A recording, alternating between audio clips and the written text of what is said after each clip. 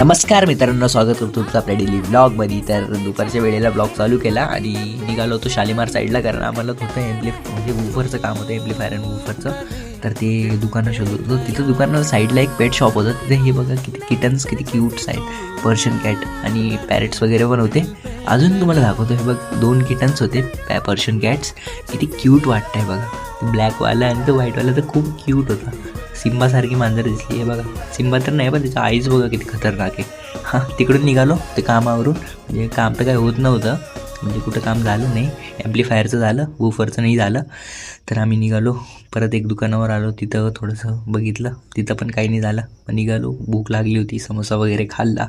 हे बघू शकता, इकडे संघर्ष समोसा खूप फेमस आहे. मग ट्राय केला, काय नॉर्मलच वाटलं बाई आम्हाला. मग निघालो घरच्या साईडला निघालो. चला मग मित्रांनो, आजचा ब्लॉग करूया इथंच एंड. सबस्क्राईब करायला, ब्लॉग आवडला असेल तर चला भेटूया.